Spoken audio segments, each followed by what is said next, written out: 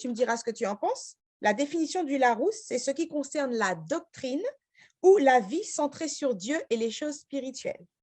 C'est un ensemble de croyances, des exercices qui concernent la vie spirituelle.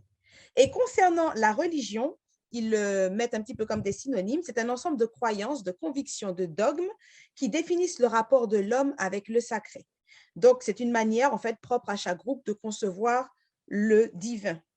Et en poussant un petit peu plus, j'ai vu que religion venait du mot religare, qui signifie attaché, amarré. Donc, en fait, là, on parle vraiment du fait de se relier à Dieu, d'avoir une relation, une connexion avec Dieu.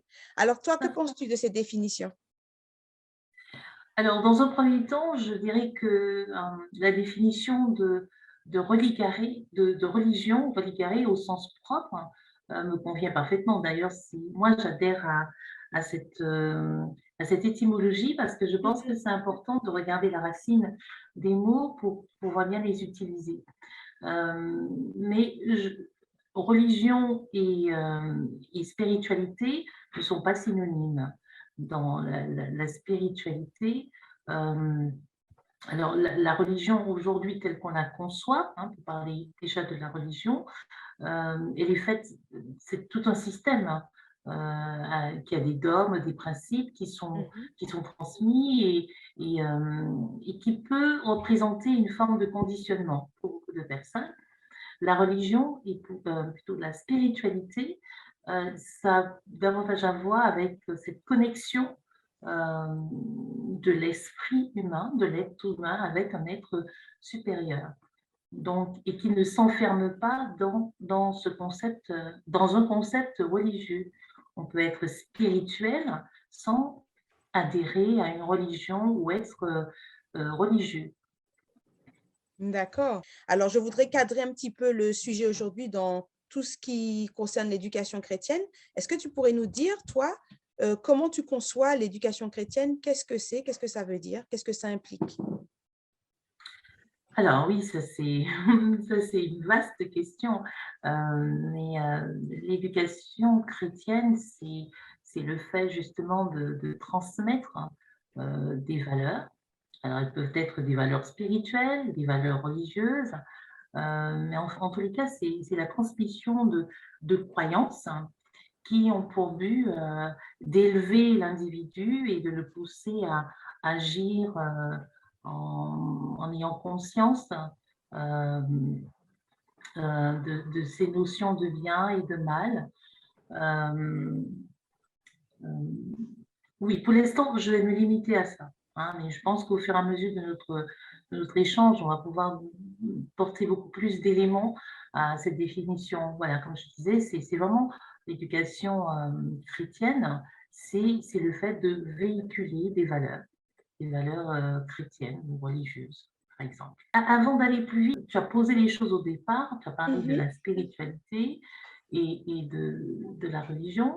Alors, j'aimerais quand même euh, dire ici que quand on parle, en tout cas, quand on parle de spiritualité, dans le cadre ici, c'est vraiment en opposition à tout ce qui est charnel, tout ce qui est matériel. Hein.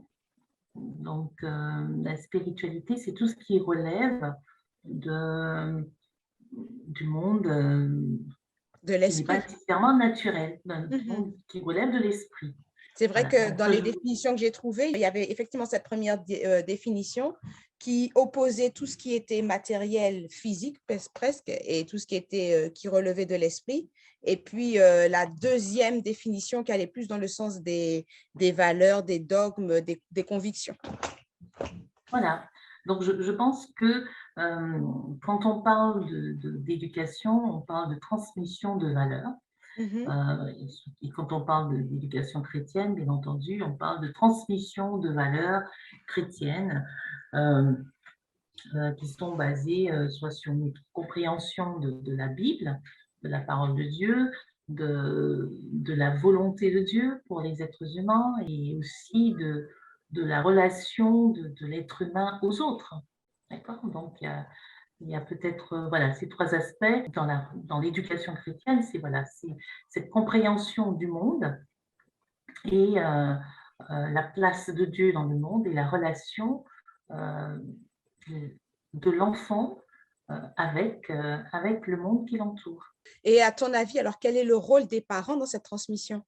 Oui, en fait, je crois que le rôle des parents, il est prépondérant, il est fondamental, Mhm. que ce soit dans les familles traditionnelles ou dans une famille monoparentale.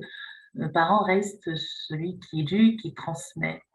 Alors, quand on parle de spiritualité, d'éducation chrétienne, ou de véritable éducation, j'aime bien considérer les parents comme étant des jardiniers, en fait. Des jardiniers. Ouais, j'aime bien cette image parce que Oui. euh, c'est un vrai défi que de vouloir faire pousser les choses, hein. Mais on n'oublie pas on sème les graines, mais on n'est pas responsable de la pousse véritablement. Sauf que le jardinier, il entretient, il cultive, il enlève les mauvaises herbes. Le travail de jardinier, c'est vraiment un travail assez méticuleux, euh, donc dans la nature, proche de la nature, qui, qu'on peut utiliser pour bien comprendre en fait le rôle des parents dans, dans le développement spirituel de son enfant, d'un enfant. Donc, tout n'est pas gagné d'avance. On peut avoir de beaux principes à vouloir transmettre, mais un travail sur sa propre personne, sur son rôle en tant que jardinier ou jardinière, euh, il me semble vraiment indispensable. Alors, il y a plusieurs éléments qui sont très intéressants dans ce que tu viens de dire. Je vais laisser la partie nous ne sommes pas responsables de la pousse et te questionner dessus un petit peu plus tard. Alors, tu as parlé de toutes les actions que mène le jardinier pour pouvoir avoir une belle récolte.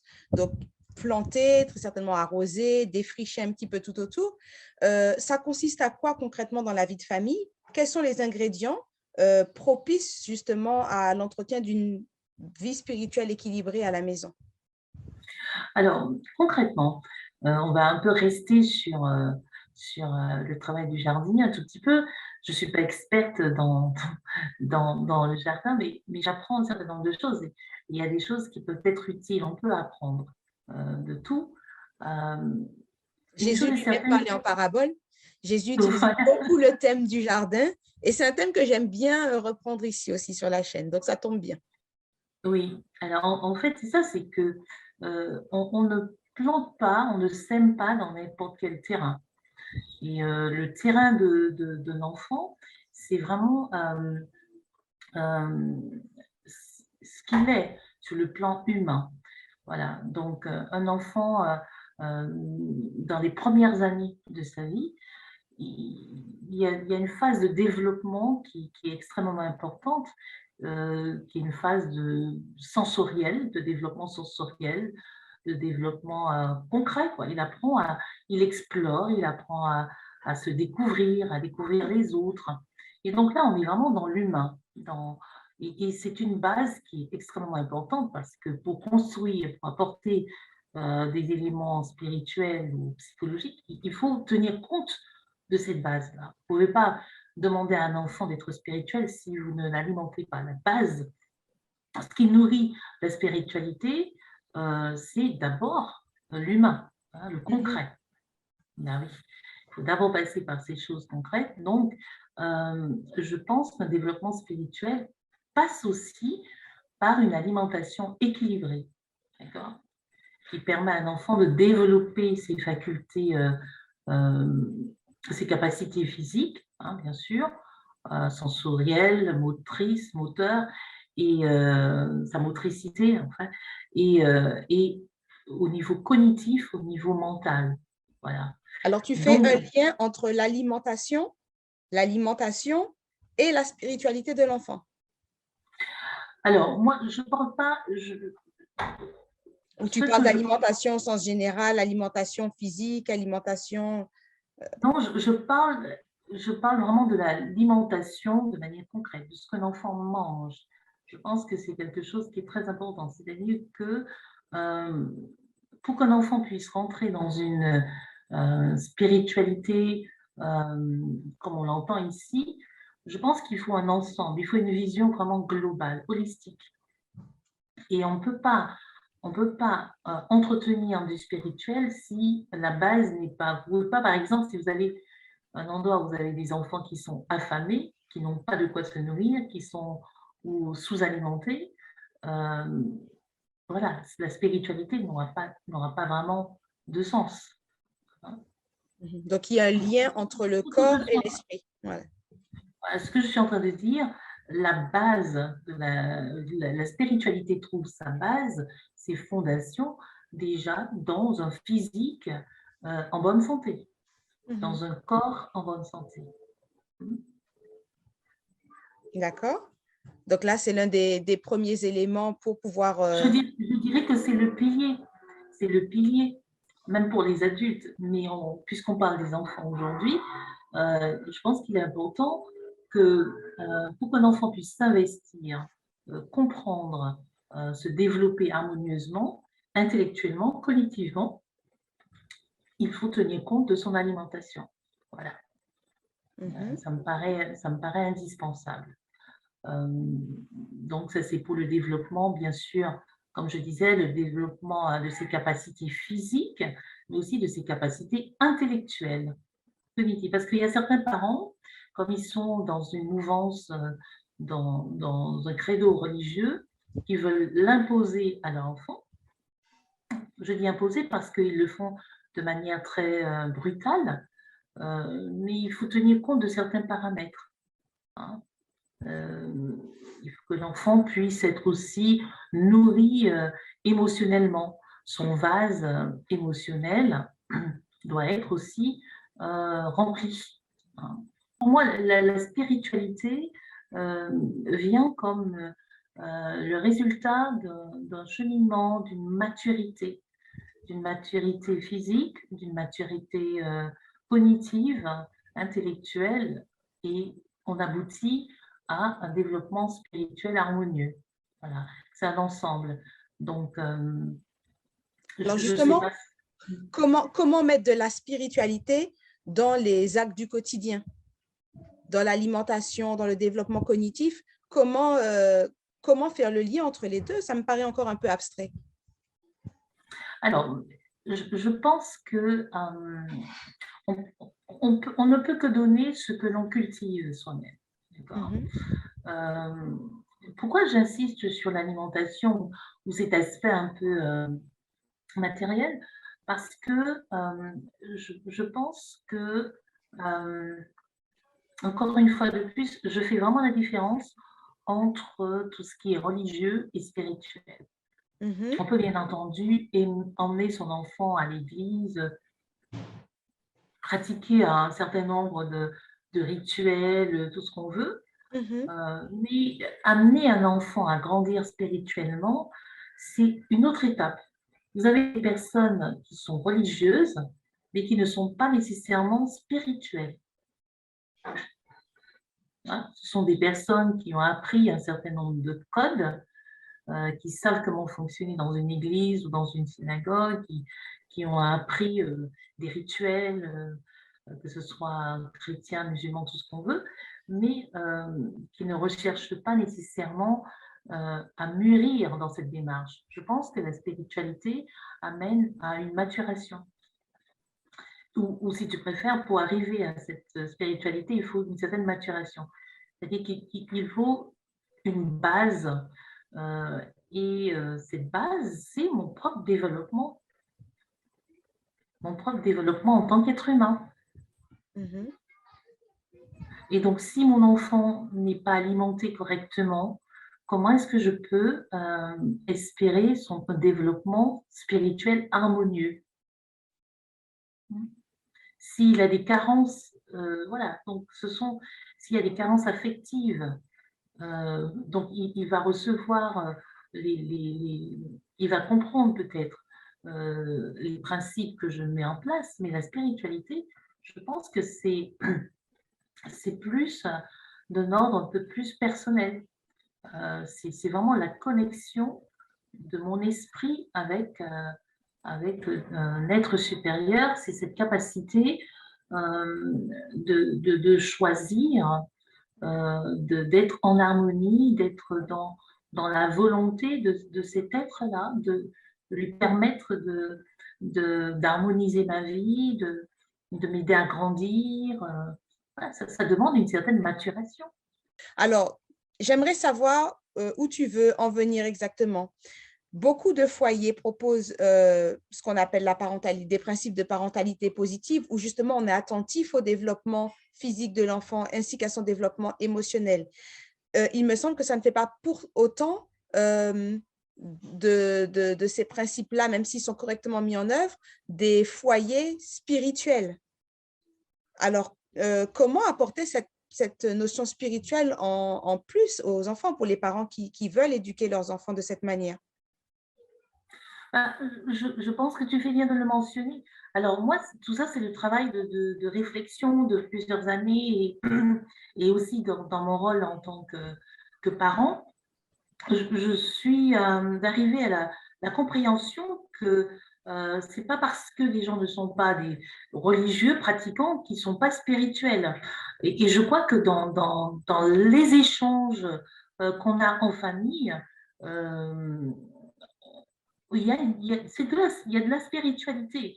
Maintenant, cette notion de Dieu, de la compréhension de la volonté de Dieu, alors ça, c'est déjà quelque chose de beaucoup plus vaste que certains ne partagent pas. Mais je pense que si on a compris, si on veut enseigner, transmettre cette compréhension de Dieu, eh bien, tout devient beaucoup plus simple, beaucoup plus facile quand le terrain est préparé. Et pour moi, la préparation du terrain, c'est d'être prudent quant à la base, quant à la manière dont on prend soin de nos enfants. Pourquoi je dis cela? Parce que je crois profondément que euh, cette notion de Dieu repose sur les épaules des parents parce que les parents représentent Dieu pour leurs enfants. C'est-à-dire qu'avant qu'un enfant puisse rentrer dans la compréhension abstraite de qui est Dieu, il a ses parents. Et la relation qu'un enfant aura dans sa spiritualité, comme la relation qu'il aura avec Dieu, va dépendre, sera conditionnée par la relation qu'il a eue ou qu'il a avec ses parents. Voilà, parce que l'image de Dieu est représentée par le parent lui-même. Un enfant à 1 an, à 2 ans, ne comprend pas cette notion de Dieu qui est abstraite, et même à 8 ans, parce qu'il ne le voit pas. Mais par contre, le contact qu'il a avec ses parents, la manière dont on s'occupe de l'enfant, lui transmet déjà une vision de la nature et du caractère de Dieu. Et je crois que ça, c'est pour moi, c'est le cœur de la spiritualité, c'est de pouvoir faire une transmission juste euh, et correcte de qui Dieu est. Et c'est ça tout le défi du parent. C'est pour ça que je pense que nous sommes des jardiniers dans le sens où on apprend euh, à semer, on apprend à cultiver, on apprend à s'occuper des choses basiques, mais des choses, voilà, pour pouvoir accéder à quelque chose de plus abstrait plus tard. Voilà, la cueillette se fait après. C'est important de le rappeler. Je comprends mieux ce que tu veux dire. On en revient toujours un petit peu à la notion de l'être plutôt que le faire, finalement, dans l'éducation des enfants. C'est ce qu'on est compte beaucoup plus que ce que l'on fait. Mais Bien est-ce que sûr. tout de même, dans la transmission de la spiritualité, il n'y a pas une partie explicite de transmission explicite des choses spirituelles ou religieuses? Ben, Et c'est comme tu... à quel moment intervient cette transmission explicite? Bien, ça dépend de ce que tu aurais à transmettre. Je pense que dans le cadre d'une famille, euh, si par exemple, pour toi, je vais essayer de trouver un exemple pour que ce soit plus concret. Bon, on sait par exemple que chez les Juifs, il y a une transmission au niveau de l'observation du Shabbat, du sabbat. Ça, c'est très important. Donc, c'est un rituel auquel les Hébreux, les judaïsants, un rituel auquel ils participent. Et bien entendu, quand ils vont à la synagogue, ils emmènent leurs enfants. Vous voyez, donc ça fait partie du vécu, du récit que l'on raconte aux enfants. Et c'est ce que j'appelle le religieux. Hein, c'est ce récit religieux auquel les enfants adhèrent spontanément. Maintenant, la spiritualité se développe au contact des fois de ce religieux, parce que je vois que la religion, elle est là pour aussi entretenir les facultés spirituelles, ce qui n'est pas toujours le cas, et ça je tiens quand même à le dire, mais en fait, voilà, c'est à ce contact-là que les enfants développent éventuellement une spiritualité. Mais ce n'est pas systématique, parce qu'on sait qu'aujourd'hui, on est très conditionné des fois par le religieux, et ça obstrue un peu la vision du spirituel, parce que le spirituel n'est pas aussi naturel. J'ai envie de dire, oui, c'est à l'opposé de ce qui est concret. Donc, c'est cette notion de foi dont tu parlais tout à l'heure, qui repose sur une acceptation, une volonté, et pour certains, un raisonnement aussi. Voilà. Mais en fait, ça, ce sont des choses qui ne sont pas toujours simples à transmettre, mais qui se transmettent dans un quotidien, peut-être, et avec beaucoup de soin, mais je veux dire avec beaucoup de clarté quant à ce que l'on veut transmettre. Parce que si on veut transmettre tout simplement les rituels, on veut tout simplement que son enfant puisse continuer d'adhérer à ce que nous faisons, ça c'est une chose. Mais si on veut que notre enfant puisse aller plus loin, voir plus loin, c'est-à-dire comprendre derrière ce rituel, qu'est-ce que ça représente, ça demande peut-être un peu plus de temps et puis beaucoup de patience aussi pour transmettre cela. Donc, je ne sais pas si je réponds à ta question, mais voilà. Oui, tu y réponds, mais j'aurais aimé que les choses soient encore bien clarifiées. Tu as dit tout à l'heure que l'aspect religieux alimente aussi le spirituel. Donc, il y a une espèce d'aller-retour entre les deux. Je me rappelle d'un enseignant que j'ai eu au lycée qui, lui, avait fait une petite parenthèse qui expliquait que pour l'aspect religieux, il préférait élever son enfant sans ces notions-là et que l'enfant, une fois grand, choisirait librement quelle serait sa position face aux choses spirituelles. Certaines personnes, effectivement, ont le sentiment que il n'est pas nécessaire d'imposer une religion, une vision du monde à son enfant, et que finalement, il va découvrir par lui-même. Voilà. Alors, c'est vrai que c'est une vision qui est assez, j'ai envie de dire, assez postmoderne, dans le sens où elle repose sur le fait qu'il n'y a pas une vérité absolue, et que tout le monde peut avoir sa vérité, voilà, et que cette vérité est principalement ancrée dans le ressenti qu'on pourrait avoir, hein, ou le vécu de chacun. Voilà. Personnellement, voilà, c'est pas de cette manière que je vois les choses. Je pense que d'autant plus que souvent les gens qui pensent comme ça confondent la démarche spirituelle à la religion.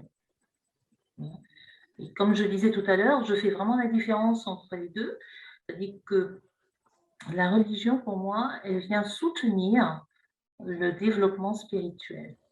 Ce qui n'est pas toujours le cas, parce que malheureusement, on a tendance à s'enfermer dans dans des stéréotypes religieux et on a du mal à voir comment la religion peut nous permettre de nous étendre. La réalité, c'est que fondamentalement, comme tu l'as dit au départ, la religion, c'est se religarer, c'est ce qui nous relie à Dieu. D'accord? Donc, ce sont tous les rituels, tout ce qu'on pourrait mettre en place pour maintenir cette communication avec Dieu. Et la spiritualité, c'est cette connexion de mon esprit, c'est cette capacité que je développe de rentrer en moi-même et de faire silence, de développer, si tu veux, cette espèce de discipline intérieure. Et donc, c'est pour ça que tout à l'heure, j'insistais beaucoup sur le développement psychologique, physique et cognitif de l'enfant, parce que je pense que pour arriver à un développement spirituel, il faut ces bases, il faut qu'il y ait des bases. D'accord? Le fait d'aller à l'église avec son enfant, le fait que l'enfant chante des petits chants qu'on lui apprend, ou qu'il prie par mimétisme, ça ne veut pas nécessairement dire qu'il est spirituel. Ça veut dire on lui donne un récit plutôt, et il le retient et ça fait partie de sa vie, de son histoire. Mais ça ne fait pas de lui un être spirituel comme on l'entend, c'est-à-dire un être qui a une certaine maturité, un raisonnement par rapport à sa foi. Donc, en fait, ce que je veux dire par là, c'est qu'effectivement, la spiritualité pour moi, c'est se développe quand on apprend à se concentrer, quand on apprend à résister à ce besoin d'être distrait, et puis quand on apprend à raisonner aussi. Parce que cette spiritualité, il faut qu'elle ait une base, il faut qu'il y ait une certaine compréhension. Pour beaucoup de personnes, avoir la foi, c'est ne pas réfléchir, ne pas raisonner. Et moi, je crois en cette foi qui résonne. Je pense que ces deux termes ne sont pas dissociables. Je pense qu'on peut les utiliser dans une même phrase. Voilà. Voilà. Donc, encore une fois de plus, moi, j'insiste sur ce développement physique, mais surtout cognitif, hein, pour développer une spiritualité. Sur quels critères un parent peut-il s'appuyer, un parent qui souhaite transmettre cette spiritualité-là à son enfant, sur quels critères peut-il s'appuyer pour évaluer si son enfant développe de manière saine cette spiritualité dans sa vie ou si il reproduit simplement des rites religieux? Alors, tout dépend de son âge. C'est pour ça que j'insiste beaucoup sur la compréhension du développement, du stade de développement de son enfant. Tout dépend de son âge. Il y a des choses qui sont primordiales. Non? Il y a des priorités. Et les parents qui ont tendance à se stresser par rapport à la spiritualité de leurs enfants, je pense que c'est pas nécessaire. Par contre, ce que je peux dire, c'est que en tant que parent, c'est notre responsabilité, et si on est vraiment tourné vers une spiritualité christocentrique où on met Dieu au centre, je pense qu'il est important, avant même la naissance de son enfant, de prier pour son enfant. Donc, la spiritualité de l'enfant va dépendre beaucoup des démarches que le parent aurait fait. Ne serait-ce que quand on porte son enfant, dans l'attente de cet enfant, les prières que l'on fait. Parce que la spiritualité, pour comprendre la spiritualité, il faut aussi comprendre le fait que on est dans l'invisible. On n'est pas dans des choses. Alors, j'essaie de retrouver mes petites notes parce que j'avais noté quelque chose que je voulais vraiment partager par rapport à ça. Mais voilà. Donc en réalité, c'est que voilà, il faut comprendre que en tant que parent, on a accès à l'invisible à travers la spiritualité. Donc ça reste une démarche de foi qui est basée sur un raisonnement, qui est lié à la compréhension qu'on a du caractère de Dieu, de ce que révèle la Bible au sujet de Dieu. Et donc, c'est toutes ces choses auxquelles l'enfant aura accès lorsqu'il va naître. D'accord? mais préparer la venue de son enfant, préparer la spiritualité de son enfant, ça se fait par la prière, tout simplement, avant sa naissance. D'accord? Et donc, maintenant, si on croit en la parole de Dieu, en ce qu'elle nous dit, donc on vit ces choses-là. On vit ces choses que nous croyons. On chante des louanges, on prie, on fait des choses qui sont de nature à élever spirituellement. Puisque l'être humain a cette capacité. Mais c'est basé sur le choix que l'on fait. Maintenant, quand son enfant est présent, on est dans une dynamique. On est dans une dynamique spirituelle. Donc, automatiquement, on prend soin de son enfant, mais spirituellement, il a accès aux choses que nous faisons, parce que l'environnement dans lequel il est élevé est propice à ce développement spirituel. J'ai beaucoup aimé ce que tu disais sur le stress que le parent ne devrait pas entretenir par rapport à la spiritualité de son enfant, qu'il devrait vivre en fait cette spiritualité et que son enfant y baignera et il l'accompagnera dedans. Par contre, on sait que concernant le développement des enfants, vient une certaine période, par exemple l'adolescence, lors de laquelle les enfants remettent en question beaucoup de choix, beaucoup de principes qui appartiennent aux parents, enfin, pour se construire les leurs. Alors, comment un parent devrait-il réagir dans ce cas de figure lorsqu'il est confronté à un enfant adolescent ou jeune adulte, par exemple, qui semble rejeter le modèle familial? Difficile de ne pas stresser à ce moment-là quand cette valeur, elle est importante pour le parent et qu'il a l'impression que l'enfant est en train de choisir un autre chemin. Oui, alors moi je pense que c'est important aussi de comprendre que la spiritualité se tisse aussi dans la relation qu'on a avec son enfant. Comme je l'ai dit tout à l'heure, le parent représente Dieu pour l'enfant. Et au fur et à mesure que l'enfant grandit, il peut effectivement remettre en question notre rôle en tant que parent, notre autorité en tant que parent. Et ça ne veut pas dire que parce qu'il remet tout cela en question, ça ne veut pas dire qu'il va rejeter nécessairement. Peut-être que l'enfant aurait besoin, si les relations deviennent trop conflictuelles, si les relations deviennent trop conflictuelles, je pense que ça peut être important d'avoir une personne relais, une personne qui puisse accompagner aussi cet enfant spirituellement. Mais c'est pour ça que je dis que la spiritualité prend naissance vraiment dans le rapport qu'on a avec l'enfant dès son plus jeune âge. Vous savez, un enfant qui a été maltraité, dont on n'a pas vraiment pris soin, ou peut-être qu'on a trop gâté, ou pour qui on a trop fait, peut rejeter les principes religieux ou spirituels de la famille. Voilà, parce que je pense que rien n'est écrit d'avance. Hein. Encore une fois, le jardinier, il met en terre, mais il ne peut pas contrôler toutes les graines qui vont sortir de la terre. Mais il y a un verset biblique qui dit clairement instruis l'enfant dès son plus jeune âge, et quand il sera vieux, il ne s'en détournera pas. Donc, encore une fois de plus, ici, on se rend compte qu'il faut une bonne dose de foi dans ce projet, dans le projet qu'on pourrait mettre en place pour un enfant. Et c'est vraiment un projet parce que avant que l'enfant n'arrive à l'adolescence, je dis bien avant qu'il n'arrive à l'adolescence, c'est très important de cultiver, de renforcer les choses qui ont trait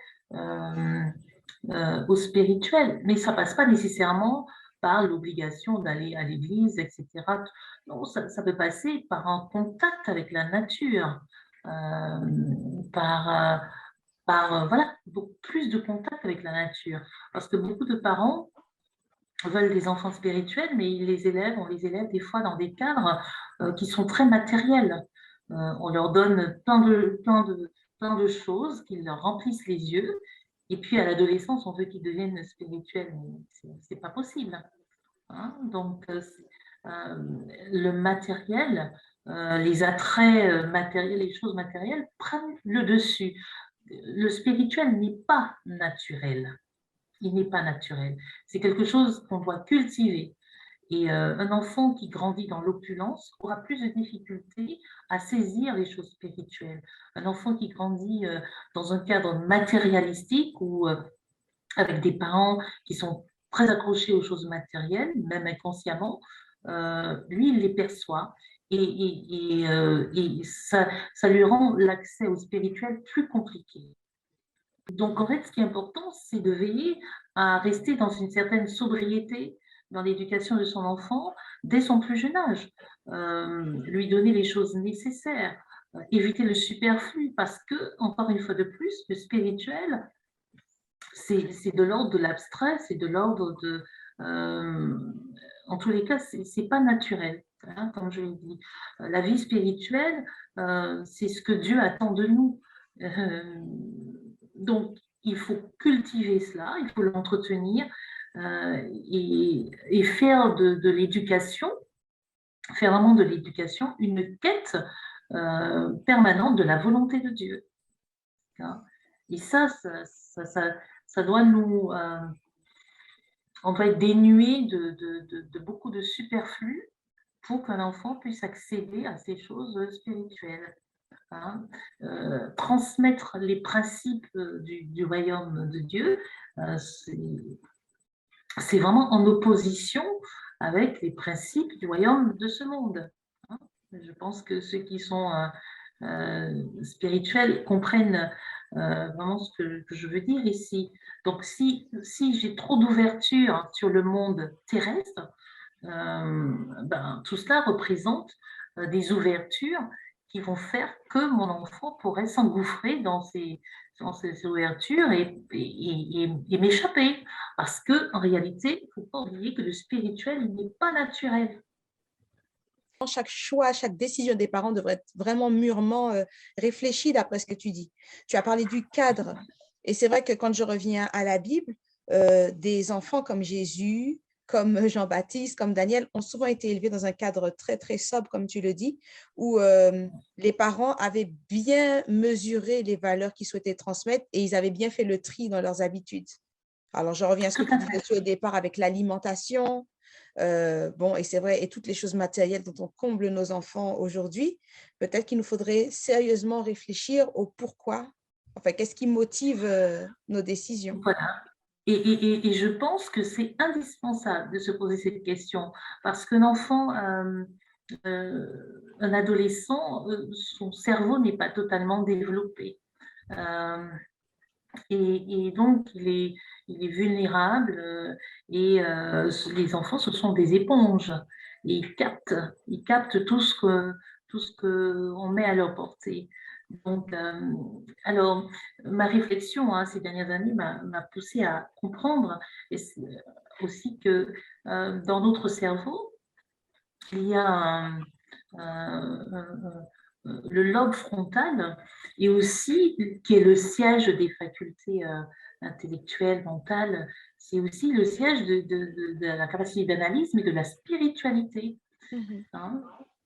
Et donc, si ce siège est toujours pris d'assaut par des choses matérielles, par toutes sortes d'excitations, hein, qui sont créées aujourd'hui pour que nos enfants soient surtout toujours très agités, si le lobe frontal est toujours pris d'assaut, eh bien, je dirais que toutes ces informations que nos enfants reçoivent, à l'adolescence en particulier, s'ils reçoivent ces informations dès leur plus jeune âge, vous pensez bien qu'à l'adolescence, ils seront parasités par tout ça.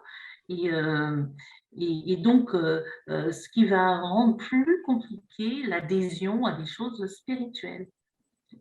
Donc, quelquefois, en tant que parent, on ne s'en rend pas compte, mais on sème, mais on arrache aussi les bonnes choses qu'on aurait voulu semer.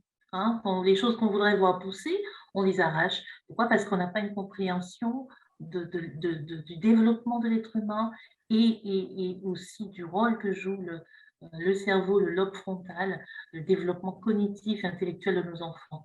Alors, c'est vrai que tout à l'heure, j'ai insisté beaucoup sur cet aspect physique et cognitif parce que c'est une base, c'est une base qui me paraît indispensable. Mhm. Et je propose, il y a une philosophe qu'on appelle Simone Veil, donc c'est pas la femme politique, mais c'est la philosophe Simone Veil Mhm. qui a écrit un petit livre sur le sujet qui parle de l'attente, dans l'attente de Dieu. Et en fait, elle parle du fait que un bon usage, tu vois, des études scolaires est nécessaire en vue d'accéder à l'amour de Dieu. Voilà. Et donc, et même lorsque l'enfant échouerait, même quand il n'aimerait pas une matière, euh, il peut apprendre, eh bien, à travers l'effort, l'investissement, il apprend à aimer Dieu, il apprend à comprendre, à se concentrer et il apprend à développer l'attention parce que le but de la matière, qu'il étudie, c'est pas simplement pour dire qu'il connaît cette matière, mais c'est surtout l'apprentissage de l'effort, parce qu'on se rend compte que la prière, ce sont la discipline intérieure dont on a besoin pour prier, pour, pour accéder à, aux jeunes, à la louange, à ce genre de choses qui pour moi, sont les marqueurs, si tu veux, de cette spiritualité dont on parle, la spiritualité dans le monde chrétien. Eh bien, pour accéder à ça, eh bien, on a besoin de savoir se concentrer. On a besoin de savoir, de savoir résister euh, à l'envie de ne pas faire. Et quand un enfant, il apprend à travailler, il apprend à développer ses capacités, même s'il n'est pas le premier de la classe, et les efforts qu'il fournit dans ses études, dans l'éducation, bien le prépare à une spiritualité. Voilà. Donc, tu vois, pourquoi tout à l'heure je disais que c'était important de poser les premières pierres. Voilà. Certains parents sont obsédés par la spiritualité, mais ne comprennent pas que si ton enfant est en échec scolaire, si tu ne l'aides pas, si tu ne l'accompagnes pas, s'il a des problèmes d'attention, de concentration, eh bien, la spiritualité, ça ne va pas l'intéresser plus tard, parce que c'est trop abstrait, c'est pas naturel. Donc, on doit se focaliser comment je vais aider mon enfant à se concentrer, même s'il ne devient pas le premier de la classe, mais qu'il soit satisfait d'avoir appris les choses et que ce soit qu'il arrive à accéder à cette connaissance parce que cette capacité, le goût de l'effort dans le travail scolaire, eh bien, ça sera un moyen pour lui de construire aussi une Mhm. vie spirituelle. Voilà. Donc, la spiritualité, elle est partout.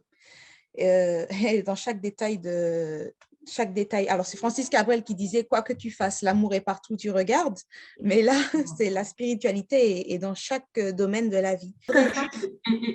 Excuse-moi de rebondir sur ce que tu es en Oui, train de dire, et c'est tout à fait vrai, parce qu'on a tendance à penser que les gens qui ne, qui n'adhèrent pas à une religion ne sont pas spirituels, et ce que tu dis prouve le contraire. Le simple fait de s'interroger sur l'existence, sur sa vie, c'est déjà une démarche spirituelle. mais parce que l'être humain n'est pas que physique, il est aussi spirituel. Mhm. J'aimerais aussi juste, pour terminer, revenir sur la première image que tu avais prise au début de l'interview, où tu parlais des actions du jardinier, mais qu'en fait, le fait de croître ne dépendait pas des efforts ni des compétences du jardinier, c'était quelque chose qui était hors de sa portée.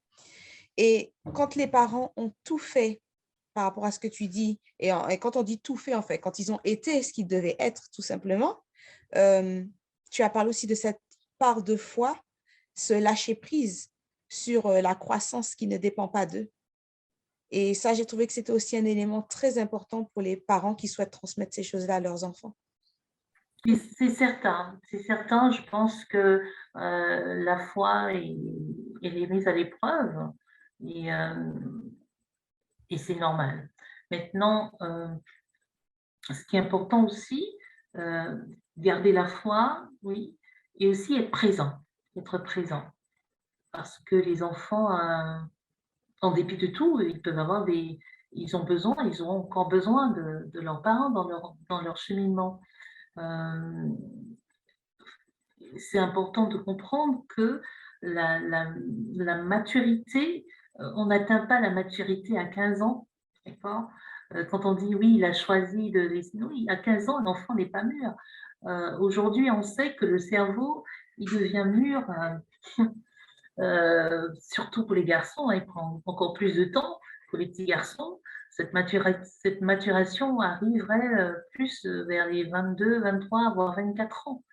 Donc, on a encore quelques années, quelques bonnes années à devoir accompagner. Ça ne veut pas dire que les enfants... Voilà, c'est-à-dire que les besoins vont varier, mais la maturation d'un cerveau humain prend du temps.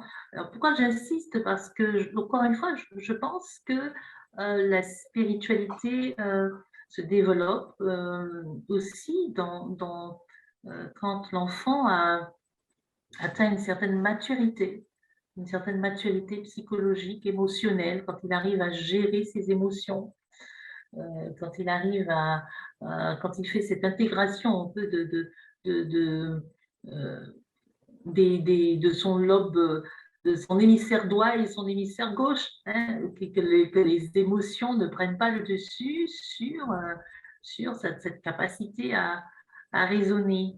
Voilà. Donc tout ça, c'est un cheminement, ce sont des choses qui se mettent en place. Et je pense que certains parents, en tant que parents, on pourrait se décourager parce qu'on se dit oui, mais il a quand même 18 ans, il a 17 ans, quand est-ce qu'il va se décider? Voilà. La réalité, c'est que ça peut prendre du temps. Et comme je l'ai dit, plus l'enfant est exposé à un environnement qui n'est pas porteur de spiritualité, et plus c'est compliqué. Donc, c'est pour ça que très tôt, il y a des bases à mettre en place. Il y a, pour que l'enfant aussi apprenne à se préserver tout en grandissant, qu'il apprenne à faire les bons choix, hein, qu'il apprenne à protéger les accès, euh, à son lobe frontal. Voilà. Mhm. Je pense que quand on apprend à un enfant à comprendre le fonctionnement et le rôle que joue son cerveau sur ses décisions, sur sa prise de décision, on lui donne des éléments. On lui donne des éléments pour qu'il puisse évoluer, mais ça ne veut pas dire que parce qu'on lui a donné des éléments, qu'on démissionne, qu'on le laisse gérer tout seul avec tous les éléments. Avoir les éléments, c'est important, mais être accompagné, c'est encore mieux. Il faut lui donner les outils, mais il faut aussi lui montrer comment les manier au quotidien. Oui, tout à fait, tout à fait. Voilà, donc c'est un peu ce que fait le jardinier en fait. Il met des tuteurs, si besoin est, dans son jardin. Encore une fois de plus, il arrose. Il arrose, il ajoute des fois de l'engrais, de la bonne terre. Il met des barrières. Voilà, il met des barrières, ça c'est sûr. Il met des limites. Alors, ce que tu as dit me fait penser aussi beaucoup à l'expérience d'un frère aîné de l'Église qui me raconte comment je crois qu'il a eu 5-6 enfants, je ne me rappelle plus très bien, et qui me raconte le temps qu'il passait au chevet de ses enfants la nuit à prier pour eux. Tu parlais tout à l'heure de prier dans la tente de l'enfant avant même qu'il ne soit présent, mais de continuer de prier au quotidien, de se lever la nuit, de continuer de prier pour cet enfant, ça permet aussi de se lâcher prise et voilà, de travailler tout en sachant qu'on ne fait pas tout. Oui, et tu fais bien de le mentionner parce que on n'a pas le contrôle sur tout. Quand on met au monde un enfant, il y a différents types de transmissions qui se font et il y a des transmissions spirituelles. Ça, c'est important de le mentionner. Et certaines transmissions d'ordre spirituel doivent être aussi brisées pour permettre à l'enfant d'accéder à une spiritualité où Dieu est au centre. Donc, ça, c'est encore un autre sujet. Mais ce soir, enfin, j'espère que dans notre entretien, ceux qui vont nous écouter comprendront, quel que soit le type de famille en tous les cas, que ce soit une famille monoparentale ou une famille traditionnelle, je pense que tous les parents doivent comprendre que euh, c'est une tâche qui ne repose pas que sur nos épaules. Si on a une spiritualité dans laquelle Dieu est le centre, eh bien, on doit pouvoir s'appuyer sur lui pour nous soutenir et pour pouvoir transmettre à notre enfant l'image la plus belle de ce Dieu d'amour, l'image la plus vraie de son caractère, de qui il est. Et je pense que c'est ce qui doit peser vraiment sur nous tous les jours, ce désir de transmettre l'image la plus authentique de Dieu à nos enfants. Voilà. Et pour pouvoir faire cette transmission, eh bien, il faut en être soi-même convaincu, il faut en être soi-même restauré, il faut avoir été soi-même à ses pieds pour qu'il puisse nous réparer, pour qu'il puisse nous guérir, parce qu'il y a beaucoup d'âmes blessées, il y a beaucoup de parents blessés, et toutes ces blessures, on les amène avec nous dans notre processus d'éducation. Et souvent, le mal qu'on nous aurait fait, on le transmet, on fait aussi mal de la même manière. Et donc, je pense qu'il est vraiment indispensable, si on veut transmettre une spiritualité remplie de bienfaits, parce qu'une spiritualité qui amène vraiment à un épanouissement global, eh bien, il faut avoir déjà été à la source. Il faut déjà que Dieu devienne pour nous ce Père aimant, ce Père compatissant, ce parent bienveillant, ce parent qui restaure, pour qu'on puisse à notre tour accompagner nos enfants et les amener à se restaurer, hein, et qu'ils soient vraiment établis avec confiance, avec assurance dans les voies du Seigneur. Voilà. Donc, voilà. Le développement spirituel de nos enfants dépend beaucoup de la relation et de la vision que le parent, que nous, en tant que parents, nous allons entretenir de Dieu. Merci, Dina. Est-ce que tu as une dernière chose que tu souhaiterais ajouter? Alors, je voudrais dire quand même que pour la préparation de cet entretien, je me suis beaucoup inspirée de trois personnages, trois auteurs.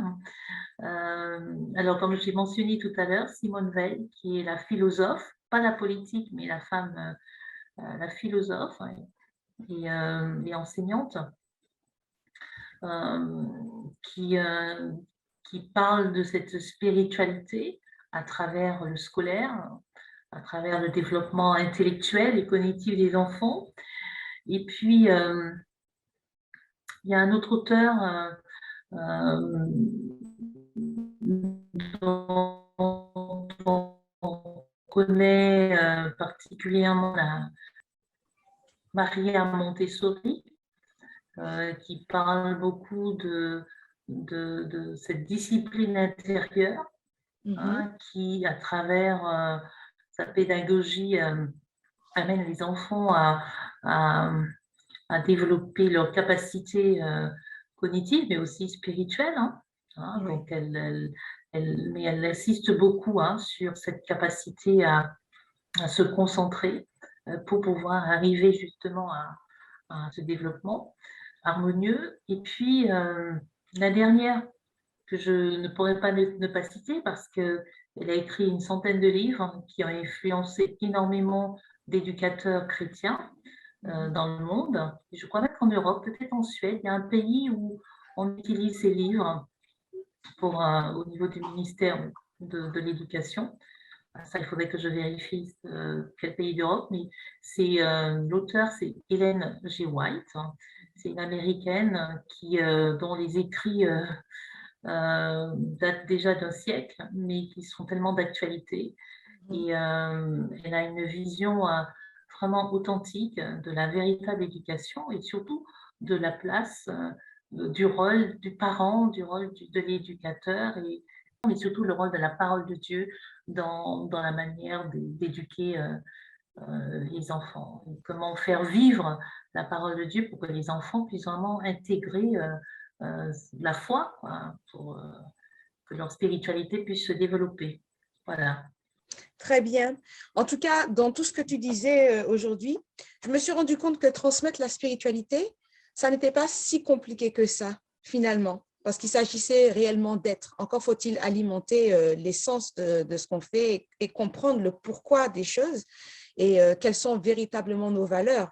Savoir si ce que l'on dit, on y adhère vraiment, pourquoi, et d'ailleurs être capable d'y répondre, parce que tôt ou tard, les questions nous seront posées directement par nos enfants eux-mêmes.